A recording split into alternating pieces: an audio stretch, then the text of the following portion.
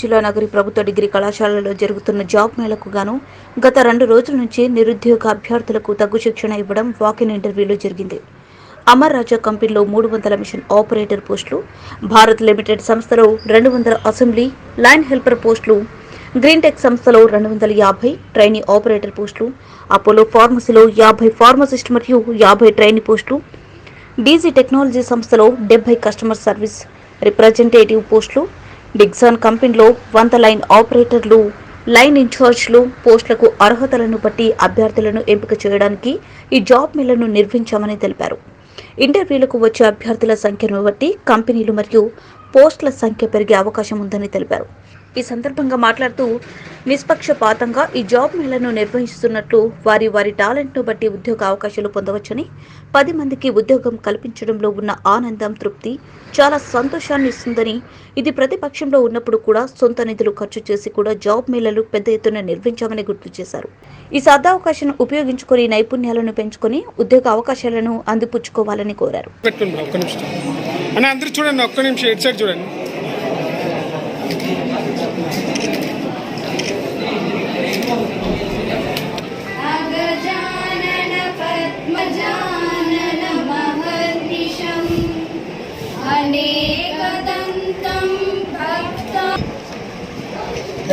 Thank you.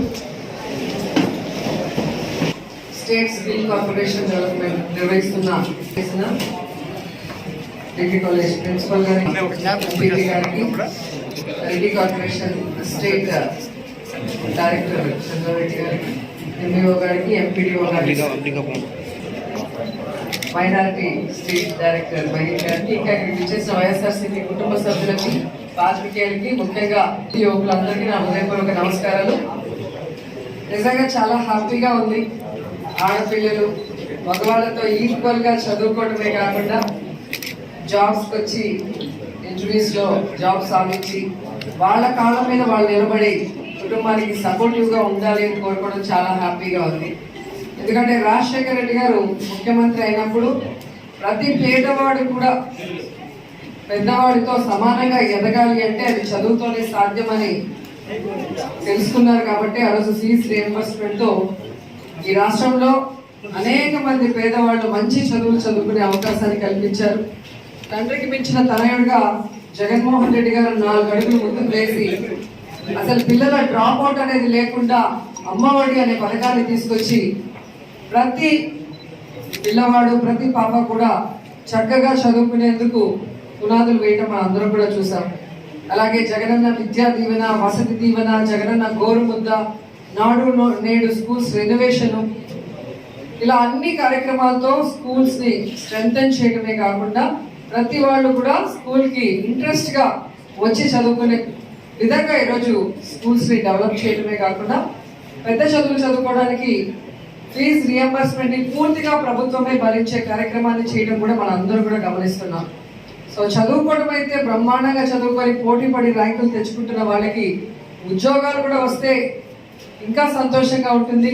And ఏ యొక్క లక్ష్యంతో ఈ కార్యక్రమాలు చేశారో జగనన్న లక్ష్యాన్ని కూడా ఫుల్ఫిల్ చేసిన వాళ్ళు అవుతాం. ఈరోజు తెలుగుదేశం పార్టీ వాళ్ళు నిన్న ఒక ప్రెస్ మీట్ పెట్టి ఎక్కడో మాట్లాడారు గేట్ పుత్తూరులో. అసలు ఏం చేశారు జగన్మోహన్ రెడ్డి గారు చెప్పుకుంటూ పోతే రాసుకోవడానికి వాళ్ళకి బుక్కులు సరిపోవని కూడా ఈ సందర్భంగా తెలియజేసుకుంటున్నాను. ఈ దేశంలోనే ఏ రాష్ట్రంలో ఏ ముఖ్యమంత్రి చేయనటువంటి విధంగా ఈరోజు ప్రతి పేద కుటుంబానికి అర్హతలు బట్టి ప్రతి సంక్షేమ కార్యక్రమాన్ని అందిస్తున్నారే తప్ప అక్కడ ఏ పార్టీ, ఏ కులం అని, ఏ ప్రాంతం అని చూడకుండా చేస్తున్న ఏకైక రాష్ట్రం మన రాష్ట్రానికి. గత 5 ఏళ్ళు మనం చూసాం ఎలా జన్మభూమి కమిటీలతో అర్హులైన వాళ్ళందరికీ కూడా వెల్ఫేర్ స్కీమ్స్ రానియకుండా కేవలం పార్టీకి పరిమితం చేసుకున్నారు. కాబట్టి ఈరోజు ప్రతి పేద కుటుంబానికి అర్హతలు బట్టి ప్రతి సంక్షేమ కార్యక్రమాన్ని అందిస్తున్నారే తప్ప అక్కడ ఏ పార్టీ, ఏ కులం అని, ఏ ప్రాంతం అని చూడకుండా చేస్తున్న ఏకైక రాష్ట్రం మన రాష్ట్రానికి.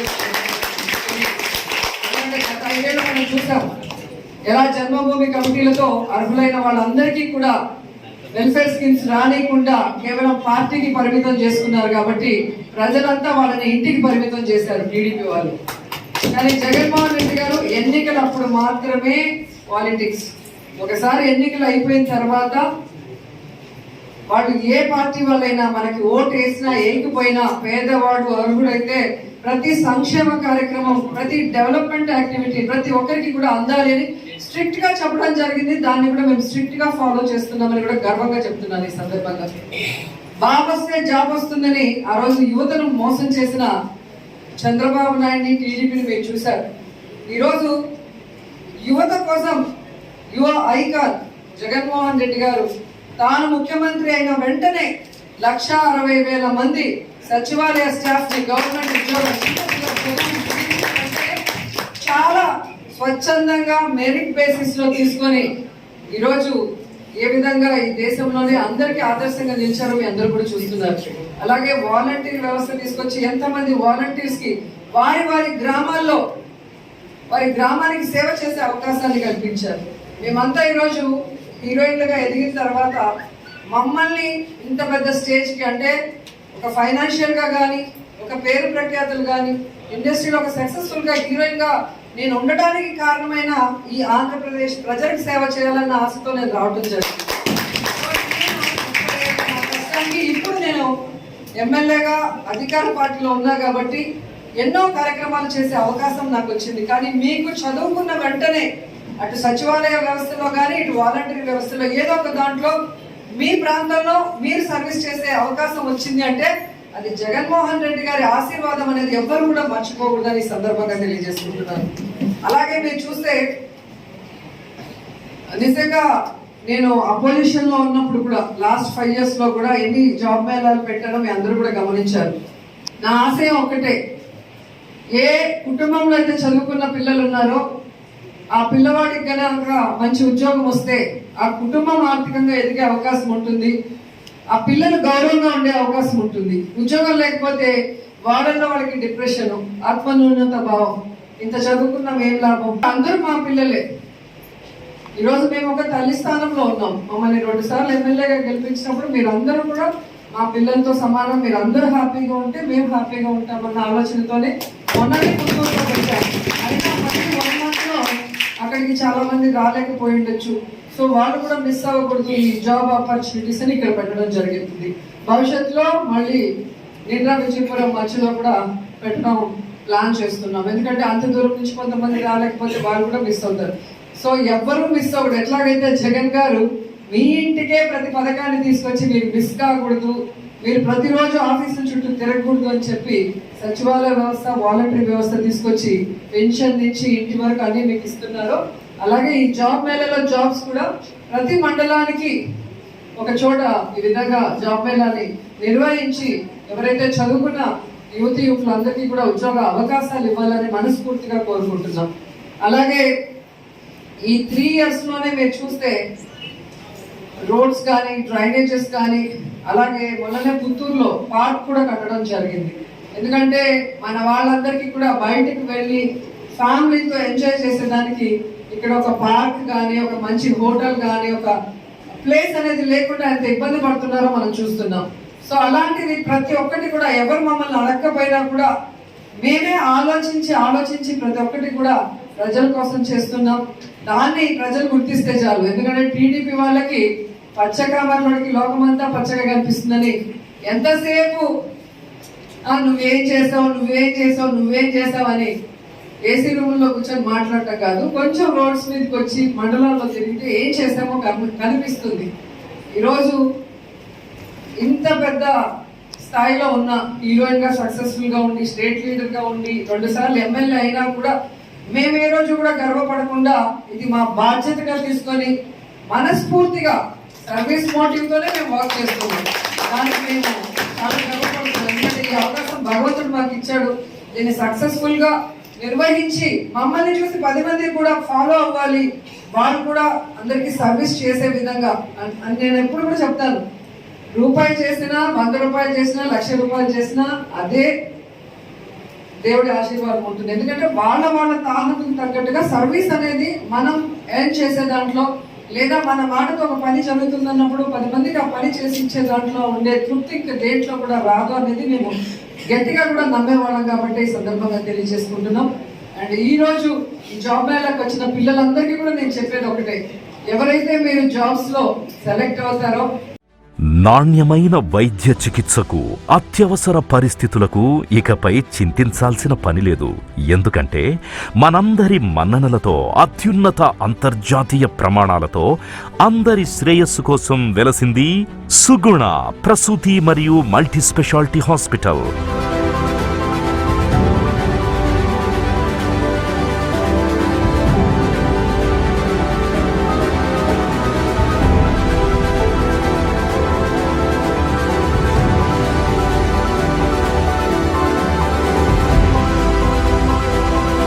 డాక్టర్ తేజావత్ సుగుణ ఎంబీబీఎస్, స్త్రీ ప్రసూతి, గర్భకోశ వ్యాధుల మరియు సంతాన సాఫల్య వైద్య నిపుణురాలు.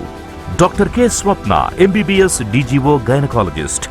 Doctor CH Ranjith Rao MBBS DNB general medicine, జ్వరం, బీపీ, షుగర్, థైరాయిడ్, కీళ్ల వ్యాధులు, పాముకాటు, తేలుకాటు మరియు ఎమర్జెన్సీ కేసులు చూడబడును.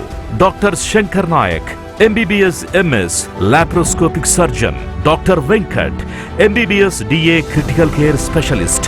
Doctor Malsur Ilahi MBBS MD paediatrics. మా ప్రత్యేకతలు: 24 గంటలు క్రిటికల్ కేర్ అండ్ ఎమర్జెన్సీ, అత్యాధునిక ఐసీయూ సదుపాయం, operation theatre, AC rooms, non AC rooms, ప్రతి రూమ్ కి టీవీ, గీజర్ సౌకర్యం. హాస్పిటల్లోని అన్ని రూమ్స్ కి సెంట్రల్ ఆక్సిజన్ సదుపాయం, మల్టీ పారా మానిటర్స్, లాబొరేటరీ సౌకర్యం, 24 గంటల ఫార్మసీ, 24/7 అంబులెన్స్ సౌకర్యం మరియు ఎమర్జెన్సీ కేసులకు ప్రత్యేక విభాగం. సుగుణ ప్రసూతి మరియు multi speciality hospital. Management Dhanala Prasad. Pakabanda బజార్, సింధూర్ పాన్ షాప్ పక్కన, Bonakal cross road, Khammam. For appointments 84659 29929 888 310 8108.